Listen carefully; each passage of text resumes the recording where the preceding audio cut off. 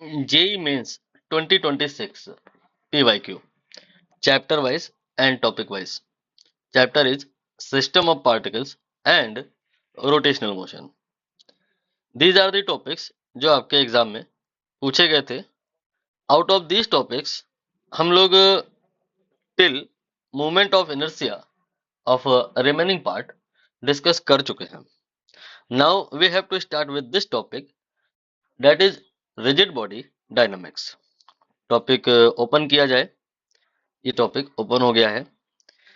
इस टॉपिक पर जो क्वेश्चन पूछे गए थे वो आपकी स्क्रीन पे हैं. पहला क्वेश्चन, दूसरा क्वेश्चन एंड तीसरा क्वेश्चन. एक सिंगल टॉपिक पे तीन तीन क्वेश्चन आए हैं, मीन्स दैट ये टॉपिक इंपॉर्टेंट टॉपिक की कैटेगरी में है. अगर थोड़ी बहुत जानकारी आपको पहले से है तो इन क्वेश्चन को एक बार आप खुद से सॉल्व कर लीजिए. इसका आंसर देख लीजिए, मैच करा लीजिए. आंसर मैं दिखा रहा हूं. देखिए आंसर आएगा 11 इस वाले क्वेश्चन का. इसका आंसर क्या आएगा ये भी देख लीजिए. इसका आंसर आएगा mg/4. इसके बाद इसका आंसर क्या आएगा? इसका आंसर आएगा अंडर रूट में 3g/l. चलिए अब थ्योरी, कंसेप्ट एंड सारे ही question one by one discuss कर लेते हैं. हेडिंग आप kind of rigid body dynamics डाल के रखे हुए हैं. थ्योरी में पहले एक्सप्लेन करूं. होता क्या है कि यहाँ पर कोई एक बॉडी होती है. सपोज इस तरह से एक आपने बॉडी कंसीडर करी और फिर आप क्या करते हो, इस बॉडी पे आप टॉर्क अप्लाई करते हो. ये आपने टॉर्क अप्लाई किया. जब आप टॉर्क अप्लाई करते हो तो क्या होता है कि उससे बॉडी घूमने लगती है. कितना इसका एक्सेलरेशन होगा घूमते टाइम, यानी एंगुलर एक्सेलरेशन, ये मोस्ट ऑफ द टाइम पूछा जाता है. इसके लिए फॉर्मूला लगता है क्या? Tau equal to I alpha. Tau क्या है? ये वही टॉर्क है जो आप अप्लाई कर रहे हो कोई बॉडी को घुमाने के लिए. जैसा सीलिंग फैन है, बिजली नहीं आ रही है, आप अपने हाथों से उसको घुमा सकते हो. तो इस प्रोसेस में जितना टॉर्क लगाओगे वही है ये. आप अपनी कार की स्टीयरिंग अपने हाथों से घुमा सकते हो, उसके लिए टॉर्क लगाओगे. तो ये वही टॉर्क है. क्वेश्चन में भी गिवन हो सकता है और अल्फा पूछा जाएगा. तो समस्या ये आएगी कि आई ये भी पता होना चाहिए, तभी तो अल्फा निकलेगा. टाउ गिवन है, अल्फा पूछा जा रहा है, आई भी तो पता होना चाहिए. तो I moment of inertia directly question में समटाइम गिवन नहीं होता है, उसको निकालना पड़ता है. और यही निकालना आपने अब तक के पास्ट वीडियोस में सीखा है. तो इसका मतलब हमें वो भी आना चाहिए और अभी जो बता रहे हैं वो भी आना चाहिए. पास्ट लर्निंग के बेसिस पे हम आई निकालेंगे और यहाँ रखेंगे. टाउ क्वेश्चन में अगर दिया रहेगा वो यहाँ रखेंगे, तब जाके अल्फा निकलेगा. चलिए इस छोटी सी थ्योरी के बेसिस पर हम इस क्वेश्चन को कर लेते हैं. इस वाले क्वेश्चन को डायग्राम आप देख ही रहे हैं. इसमें एक नहीं दो डिस्क हैं. इसका रेडियस 10 सेंटीमीटर है. मैं आर और आर माने ले रहा हूं, बाद में वैल्यू 10 रख दूंगा. और यहां पर इनके सेंटर से इनके सेंटर की जो दूरी है वो 30 सेंटीमीटर है. ये 10 है, ये 20 है. मतलब अगर आप इसे x मानो, नहीं इसे आप r मानो, तो ये 2r हो जाएगी. मतलब जहां जहां 10 सेंटीमीटर है मैं उसको r माने ले रहा हूं, बाद में r की वैल्यू रख दूंगा. सिंप्लिसिटी पर्पस के लिए वैल्यूज मैं अभी नहीं लेके चल रहा हूं, अभी वेरिएबल लेकर के सॉल्व कर रहा हूं, बाद में वैल्यू रख लूंगा. ठीक है, क्वेश्चन भी थोड़ा रीड कर लें.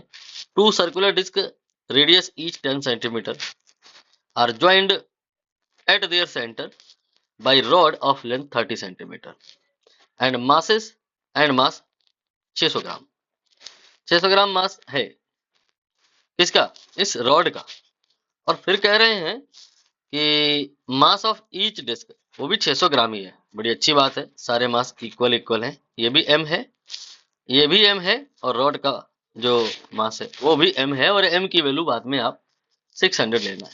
ये सारी व्यवस्था जो दी गई है इस बात के लिए है कि आप जब इस फॉर्मूले को लगाओ तो आई निकाल पाओ।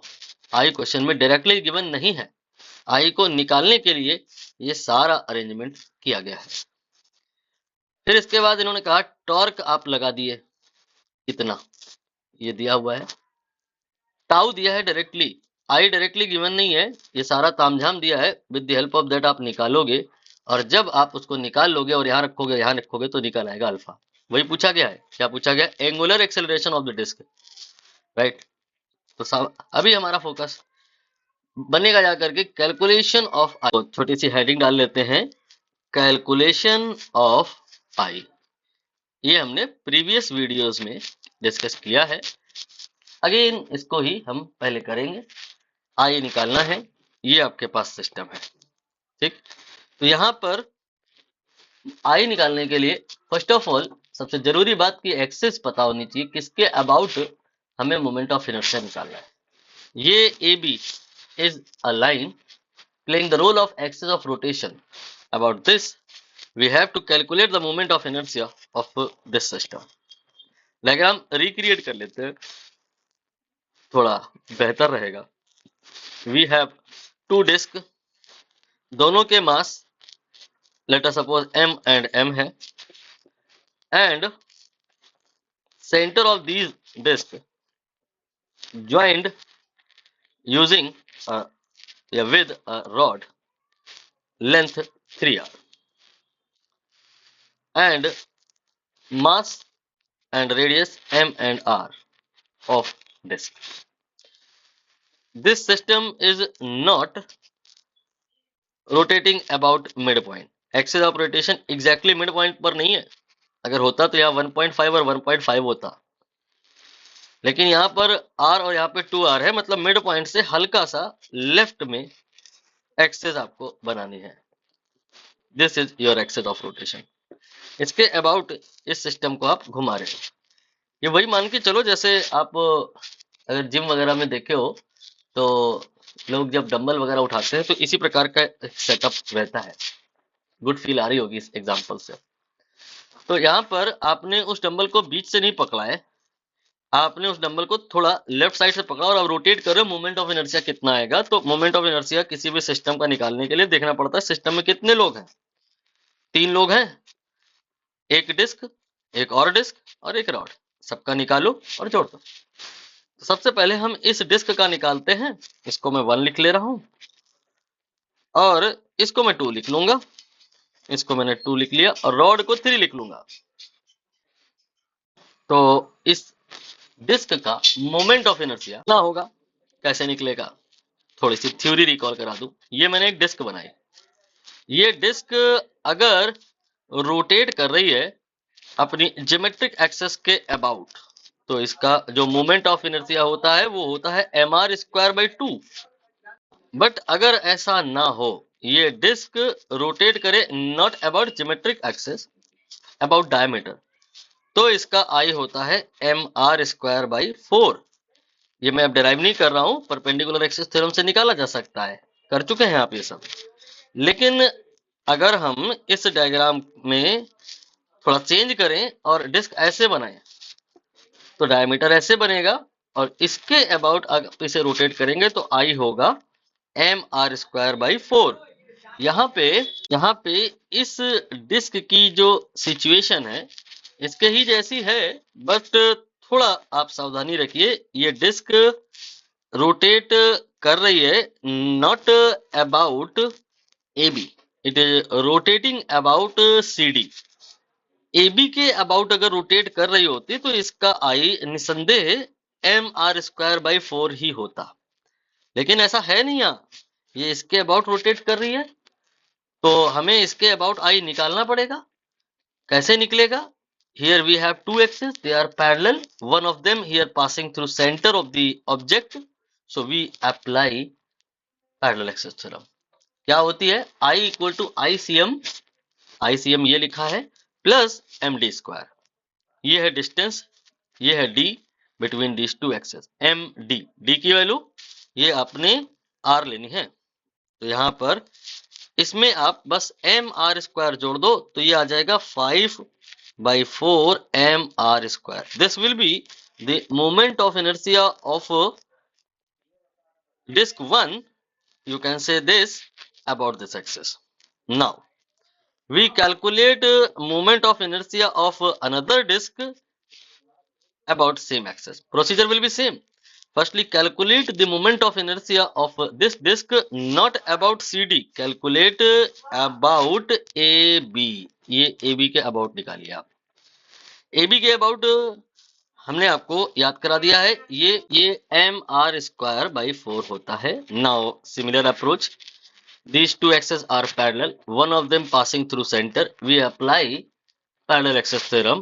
I बराबर ICM. ICM is mr square by 4 plus md square. md, d here is 2r, d here is 2r, so m and 2r square. अब इसको आप सॉल्व करिए, ये आपका हो जाएगा 4mr square and finally solve होकर के 17/4 mr स्क्वायर आ जाएगा दूसरी वाली राइट वाली डिस्क का मोमेंट ऑफ इनर्शिया।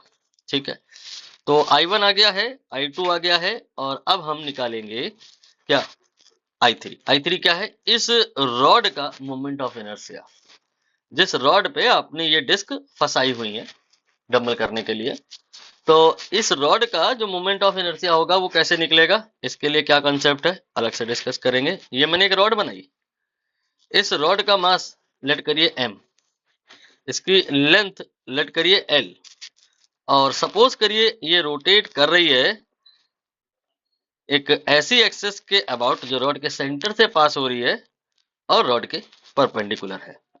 ऐसी परिस्थिति में इसका जो मोमेंट ऑफ इनर्शिया होता है ये होता है ml स्क्वायर बाई 12। ये हमें याद करके जाना है, इंटीग्रेशन से डेवलप कर सकते हैं लेकिन करना नहीं है, वरना फिर एक ही क्वेश्चन हो पाएगा, बाकी एग्जाम में सारे छूट जाएंगे।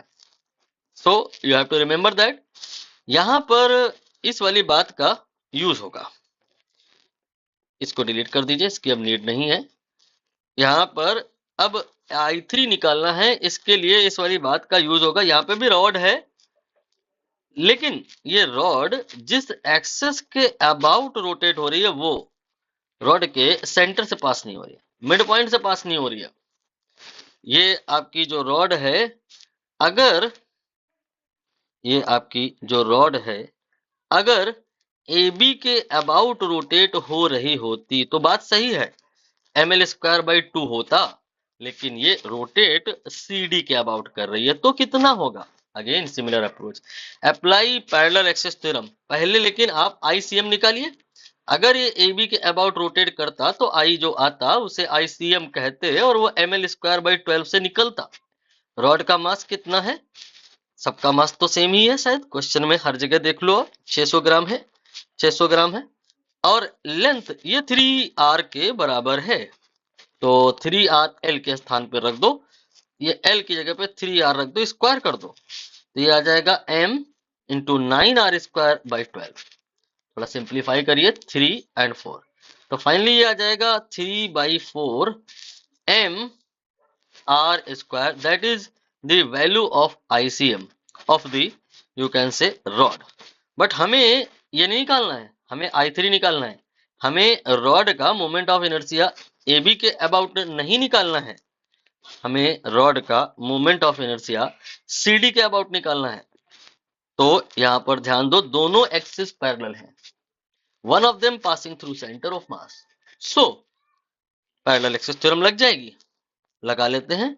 तो कितना आएगा, इसके अबाउट ICM लिखो सबसे पहले, प्लस md स्क्वायर, d क्या है, separation between these two axis, how much will be that, ये डिस्टेंस आपकी r है और ये वाली डिस्टेंस 1.5 r होगी, टोटल का हाफ, 3r का हाफ, तो रिमेनिंग ये आपकी जो होगी 0.5 r होगी, r/2 कह सकते हैं, r/2 कह लिया, स्क्वायर कर दिया, ये आ गया 3mr square by 4 plus mr square by 4। अब इसको आप सरल करिए, ये और ये मिल करके 4mr स्क्वायर बाई 4, ये आपका फाइनली mr स्क्वायर ही आ जाएगा। तो हमने रॉड का डिजायर्ड एक्सिस के अबाउट मोमेंट ऑफ इनर्शिया निकाल लिया है, इसी को हम I3 कहेंगे। हुआ कुछ यूं कि हमने I1, I2, I3 सब निकाल लिया। I1, I2, I3 सब निकाल लिया है। I1 ये है, I2 ये है और I3 ये है। यहाँ पुट करिए तो I आएगा। I1 आपका 5/4 mr² है, I2 आपका 17/4 mr² है और I3 आपका mr² है, जिसे आप चाहो तो वापस 4 mr²/4 लिख लो और सबको जोड़ो तो I निकलेगा। 5 और 17 22 और 4 17, 5 22 और 4 26/4 mr²। थोड़ा और सिंप्लीफाई करें तो ये आपका 13/2 13/2 mr² will be the value of moment of inertia of your system. ये इसका रोटेशनल इनर्शिया है, राइट। हम यहाँ पर फॉर्मूला लगाएंगे tau equal to I alpha. यहाँ से अल्फा निकलेगा टाउ अपॉन आई और आएगा कितना वो, यहाँ पर आएगा टाउ अपॉन 13 mr²/2। ये आपके क्वेश्चन के लिए मैंने फॉर्मूला बना दिया, वैल्यू पुट करना है ओनली। आंसर लगभग में आ गया है। लगभग क्यों कह रहा हूं मैं, अभी भी क्वेश्चन में एक डिफिकल्टी है। क्या? Regarding unit. यहाँ पर देखिए मास ग्राम में दिया है, डिस्टेंस सेंटीमीटर में दिया है, तो आप हो सकता है इनको ऐसा यूनिट में चेंज करने का सोच लें। नहीं सोचना है, क्योंकि जो टॉर्क है वो भी SI सिस्टम में नहीं, CGS सिस्टम में दिया है। Since all the given parameters are in CGS system, better to put all the values in CGS system, then answer will also be in CGS system. निकालना है हमें एंगुलर एक्सेलरेशन। एंगुलर एक्सेलरेशन खास बात यह है कि CGS सिस्टम में और SI सिस्टम में सेम यूनिट कैरी करता है, दैट इज रेडियन पर second square. So don't panic, इस फॉर्मूले को आप यहां से कॉपी करें और वैल्यू जैसी दी है बस वैसे ही रख दें।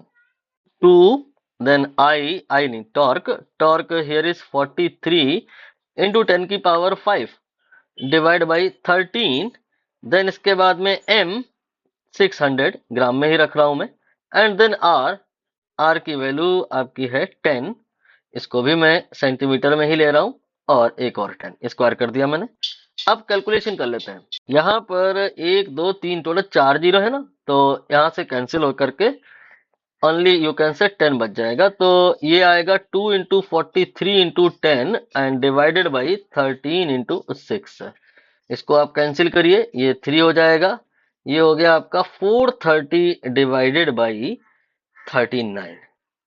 इसको आप करेंगे तो लगभग में ये 11 आ जाएगा। क्वेश्चन का final answer second option 11 radian पर सेकेंड स्क्वायर मान लिया जाएगा। चलिए अगला क्वेश्चन देखिए, ये उतना कैलकुलेटिव नहीं है। क्वेश्चन की कहानी क्या है, let me explain. Here we have a rod of length L and at end point A and B we have two string, and here we have a rigid support like ceiling, and system you can say is in equilibrium initially, but after some time what happen, one of the string is cut। suppose ये वाली आपने cut कर दी, तो ये वाली cut कर दी तो ये रॉड फिर ऐसे हॉरिजॉन्टल नहीं रहेगी, ये रॉड रोटेट कर जाएगी, घूम जाएगी।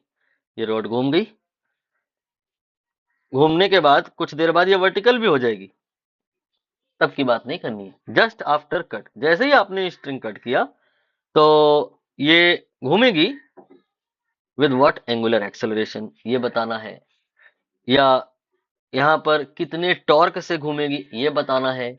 या घूमने कट करने के जस्ट बाद इस रस्सी में तनाव कितना होगा, टेंशन कितनी होगी, ये बताना है। We have to talk just after cut.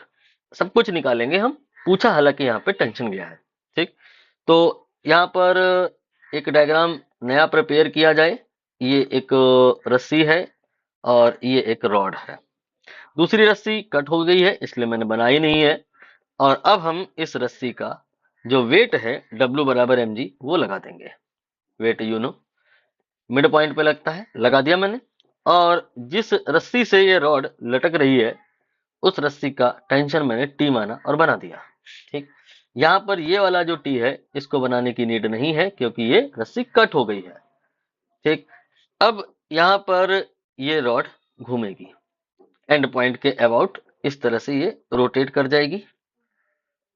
तो कितने टॉर्क से रोटेट कर जाएगी पहले ये निकालो। मैं स्टेप लिख देता हूं। स्टेप 1 में सबसे पहले आपको टॉर्क निकालना है। स्टेप 2 में आपको एंगुलर एक्सेलरेशन निकालना है। स्टेप 3 में आपको एसीएम निकालना है, सेंटर ऑफ मास का एक्सेलरेशन। स्टेप 4 में आपको टेंशन निकालना है। मतलब इन्होंने जो पूछा है वो सबसे लास्ट स्टेप में ही निकलेगा, इसीलिए मैंने कहा था कि हम इस क्वेश्चन में सब कुछ ही निकालेंगे। सबसे पहले हम टॉर्क निकालते हैं। टॉर्क निकालने के लिए पता होना चाहिए कि अगला कौन सी पॉइंट के अबाउट घूम रहा है। ए के अबाउट घूम रहा है, तो जौन से पॉइंट के अबाउट घूम रहा है उसको अगर हम पॉइंट ऑफ पाइवोट माने तो उससे जो फोर्स गुजर रहे हैं, पास हो रहे हैं, उनका टॉर्क 0 होता है। उनको आप नहीं बनाएंगे, उनको उनकी नीड नहीं है। Only here we can say because of mg rod is rotating about point O, so what will be the torque? Tau net will be equal to tau only of mg, and how much will be that? Force and perpendicular distance, ये रॉड का half length mgl/2। पहला step complete हुआ। Now alpha, angular acceleration. इसके लिए हमने आपको ऊपर बताया formula, tau equal to I alpha लगेगा। टाउ की वैल्यू आपने निकाल ली है, एंगुलर एक्सेलरेशन निकालना है तो फिर हमें आई पता होना चाहिए। आई ये हमको याद होता है, बहुत सारी प्रैक्टिस कर चुके हैं अब तक, तो याद हो गया होगा कि एंड पॉइंट के अबाउट अगर रॉड घूमे, सेंटर के अबाउट नहीं, सेंटर के अबाउट तो ml²/12 होता है। एंड पॉइंट के अबाउट घूमे तो ml²/3 होता है। ml²/3 हो गया। यहां से आपने अल्फा निकालना है। ये अल्फा आ जाएगा 3g/2l। दूसरा स्टेप कंप्लीट हुआ।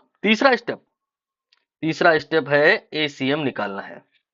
ये कैसे निकलेगा? देखिए, इसके लिए फॉर्मूला लगता है A equal to R alpha. A equal to R alpha. अगर हमको अल्फा पता है, आर भी पता हो तो ए निकल आएगा।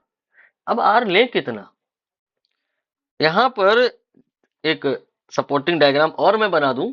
इस तरह से अगर आप एक मान लो कोई डिस्क इमेजिन करो, और वो डिस्क अगर घूम रही है सर्कल में, इसका एंगुलर एक्सेलरेशन अल्फा है, तो ए बी सी कौन सा पॉइंट घूम रहा है, कौन सा नहीं घूम रहा है? जवाब है सारे घूम रहे हैं।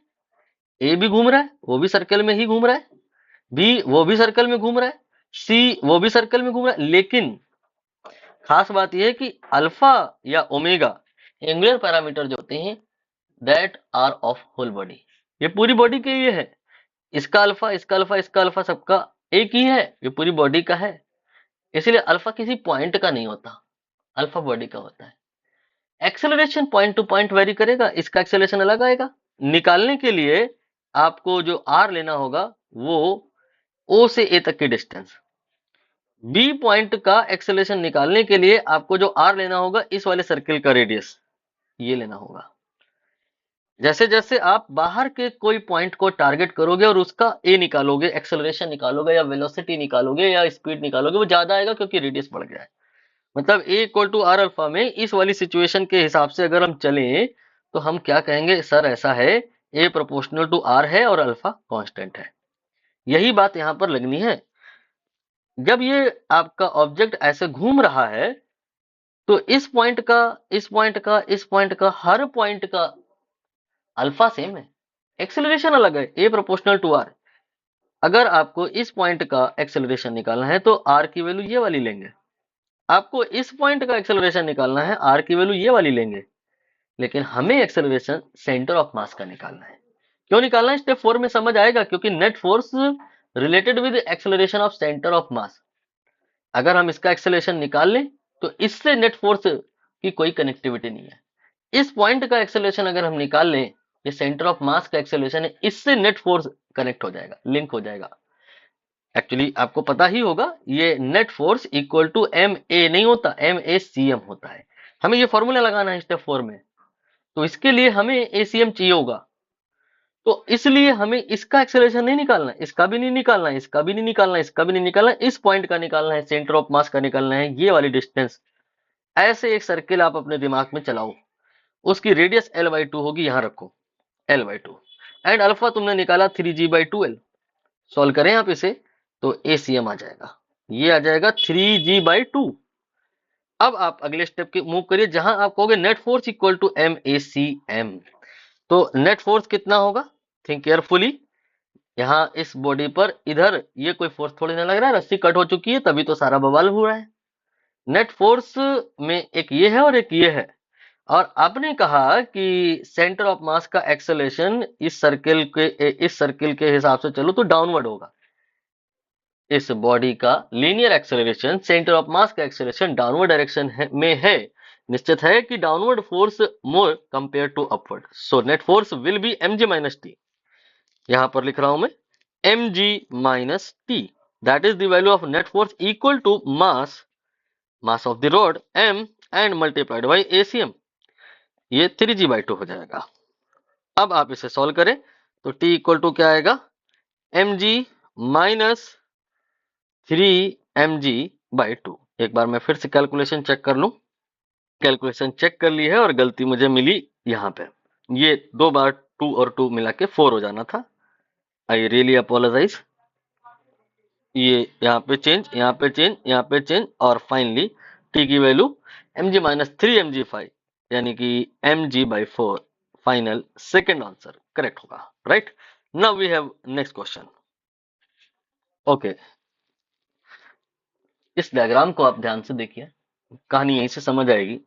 ये एक आपकी टेबल है, फिक्स है, और इसके इस पॉइंट पर एक मान लो तार है या कोई सपोर्ट है या कोई क्लिप है। उससे आपने ये जो रॉड है जिसकी लेंथ L/3 और 2L/3 दोनों को मिला दें तो L के बराबर है, फिक्स करिए। इस जगह पे पाइवोटेड है। ध्यान से देखिए, क्या ये मिड पॉइंट है? जवाब आपको मिल जाएगा नहीं। रॉड का मिड पॉइंट थोड़ा ऊपर होगा कहीं, यानी कि जिस जगह पर ये रॉड पाइवोटेड है, इस जगह पे पाइवोटेड है, इसके नीचे रॉड का जो पार्ट है वो कम है, ऊपर ज्यादा है। इसीलिए रॉड अपने आप ऐसे रोटेट हो जाएगी और तब तक हो जाएगी जब तक ये हॉरिजॉन्टल नहीं हो जाती। जब ये रॉड हॉरिजॉन्टल हो रही होगी, क्लॉकवाइज डायरेक्शन में रोटेट हो रही होगी, तो एक्सेलरेट हो रही होगी, और इस प्रोसेस में हर पॉइंट में स्पीड डेवलप हो रही होगी। ये पॉइंट एक्स इस टेबल टॉप को किस वेलोसिटी से हिट करेगा ये बताना है, या एंगुलर वेलोसिटी यू कैन से हमें बतानी है। ठीक है, चलिए डायग्राम बना लेते हैं एक दूसरा, क्योंकि इसमें मजा नहीं आ रही है। ये हमने रॉड को बस थोड़ा सा बड़ा करके बनाना है। ये रॉड हमने बनाई, ये रॉड का मिड पॉइंट सपोज करिए M है। इस पॉइंट पे रॉड पाइवोटेड नहीं है। रॉड इसके नीचे कोई एक पॉइंट है P, वहां पर पाइवोटेड है, इस तरह से है। ये आपकी पॉइंट P पर रॉड हो गई पाइवोटेड। ठीक है, इस P के अबाउट रॉड को ऐसे घूमना है। ठीक है, घूम करके थोड़ी देर बाद इसको हॉरिजॉन्टल हो जाना है। यहाँ पर टेबल वगैरह भी थोड़ी सी प्रिपेयर कर लें, बहुत ज़्यादा नीड नहीं है। ये हमने इस तरह से डायग्राम में थोड़ी सी डिजाइनिंग कर दी, बेहतर समझ में आए इसलिए। इस तरह से, इस तरह से, इस तरह से, इस तरह से। ठीक है, चलिए अब यहाँ पर t बराबर 0 पर देख रहे हो आप कि रॉड मान लो वर्टिकल है, और है क्या कि रॉड का जो P के ऊपर पार्ट है 2L/3 है, और P के जो नीचे है वो L/3 है। PA ये 2L/3 है और PB ये L/3 है। बराबर बराबर नहीं है, इसलिए रॉड इस पोजीशन पर बनी नहीं रहेगी, घूम जाएगी। तो एक दूसरा सिचुएशन भी बना लेते हैं जिसमें रॉड घूम चुकी है पूरी तरह से और जा करके इस टेबल टॉप को हिट करती है। एक दूसरा डायग्राम बनेगा ये फाइनल कंडीशन पे। चलिए फिर से बनाते हैं। यहाँ पर ये रॉड हो गई आपकी पूरी तरह से हॉरिजॉन्टल। ठीक है, और ये आपका पॉइंट ऑफ पाइवोट हो गया, P पॉइंट हो गया, ये A पॉइंट हो गया, ये B पॉइंट हो गया। और यहीं पर रॉड की इनिशियल पोजीशन भी अगर बना दी जाए तो बना देते हैं, लेकिन डॉटेड रखते हैं इस तरह से। ये हो गई आपकी इनिशियल पोजीशन रॉड की। ठीक है। रॉड पहले आपकी ऐसे थी, t बराबर 0 पे रॉड ऐसे थी और फिर वो घूम गई और ए पॉइंट आपका सर्कुलर मोशन करते हुए यू कैन से ए डैश पे आ गया। ठीक है। और जो बी पॉइंट था सर्कुलर मोशन करते हुए बी पे आ गया। ठीक है। बताना क्या है, एंगुलर वेलोसिटी कितनी होगी। यहां पर हम लोग अप्रोच क्या लेंगे, हम यहां पर अप्रोच लेंगे वर्क एनर्जी थ्योरम का या एनर्जी कंजर्वेशन का। एनर्जी कंजर्वेशन का क्यों? क्योंकि क्वेश्चन में पूछा है एंगुलर वेलोसिटी, और जैसे जैसे रॉड रोटेट करेगी इसकी एंगुलर वेलोसिटी बढ़ती जाएगी। एंगुलर एक्सेलरेशन इसके बारे में हमको पता नहीं है कि ये कांस्टेंट होगा या वेरिएबल होगा। तो अगर हम चाहें तो ऐसा कर सकते हैं कि पहले टॉर्क निकालें, फिर उसकी हेल्प से हम अल्फा निकालें, और फिर उसकी हेल्प से हम लोग ओमेगा निकालें। लेकिन नहीं करेंगे ऐसा, क्योंकि अगर ऐसा करेंगे आप तो आपको ये रियलाइज होगा कि अल्फा यहाँ पे कांस्टेंट नहीं आ रहा है। इसके चलते अल्फा इक्वल टू हमें D omega by D T लगाना पड़ सकता है, या omega D omega by D theta लगाना पड़ सकता है। बहुत सारे कंफ्यूजन आ सकता है, बहुत सारे कॉम्प्लिकेशंस हैं। इसलिए हमें यहां पर फोर्स डायनामिक्स का इस्तेमाल नहीं करना है, हमें बात करनी है एनर्जी डायनामिक्स की।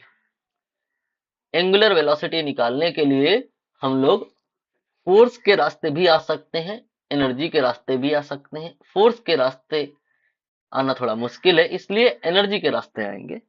एनर्जी निकालेंगे एक बार यहाँ पे और एक बार यहाँ पे, और कंजर्व कराएंगे। आप यहाँ पर अगर ध्यान से देखो तो समझ पाओगे कि रॉड का सेंटर ऑफ मास पहले कहां था और बाद में कहां था। रॉड का सेंटर ऑफ मास पहले आपका जो था वो एम पॉइंट पे था, और फिर रॉड का सेंटर एम डैश पॉइंट पे हो गया। तो रॉड का सेंटर आपको समझ आया कि रिलेटिवली नीचे आ गया है, डाउन साइड मूव किया है। मतलब आप थोड़ी देर के लिए अगर रॉड को एक पॉइंट ऑब्जेक्ट मानो तो पहले वो पॉइंट ऑब्जेक्ट यहां पर है और फिर वो पॉइंट ऑब्जेक्ट यहां पे है। पॉइंट ऑब्जेक्ट कुछ हाइट पे गया है, नहीं कुछ नीचे आ गया है। पानी की टंकी में पानी अगर ले जाओ तो उसकी पोटेंशियल एनर्जी बढ़ती है, लेकिन अगर पानी की टंकी से पानी नीचे आ जाए तो पोटेंशियल एनर्जी घटती है। उसी के बदले तो हमें पानी में स्पीड मिलती है, उसी के बदले तो पानी में काइनेटिक एनर्जी मिलती है। तो यहां भी वही हुआ है, जब रॉड आपकी रोटेट करी है तो इसमें एंगुलर वेलोसिटी आई है। एंगुलर वेलोसिटी का मतलब रोटेशनल काइनेटिक एनर्जी आई है, और वो आई कहां से है? काइनेटिक एनर्जी बढ़ी है तो इसका मतलब कोई दूसरी एनर्जी कम हुई होगी। यहाँ पे पोटेंशियल एनर्जी कम हुई है। तो आपने बस कुछ नहीं, पोटेंशियल एनर्जी देख लेना है कितनी कम हुई है, और वही काइनेटिक एनर्जी इंक्रीमेंट के बराबर होगा। तो अब हम यहाँ पर पोटेंशियल एनर्जी चेंज पर बात करेंगे, U1 की बात करेंगे। शुरुआत में पोटेंशियल एनर्जी निकालेंगे, तो कहीं पे भी पोटेंशियल एनर्जी अगर निकालना है तो हमें रेफरेंस सेट करना पड़ेगा, बताना पड़ेगा कौन सी जगह पे पोटेंशियल एनर्जी आप जीरो ले रहे हो।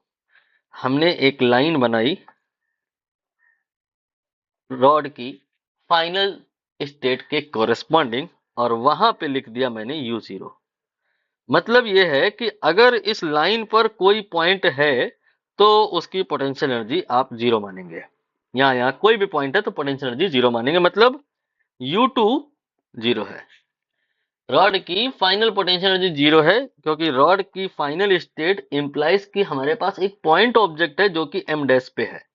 We have a point mass at point M dash, जहां पोटेंशियल एनर्जी हमने जीरो मानी है, इसलिए रॉड की फाइनल पोटेंशियल एनर्जी जीरो है, बट इनिशियल पोटेंशियल एनर्जी वो जीरो नहीं है, क्योंकि इनिशियल स्टेट के कॉरेस्पॉन्डिंग रॉड को हम एक पॉइंट मास से रिप्लेस करेंगे, उसको एम पर मानेंगे, और एम पी से कुछ हाइट पे है। कितना?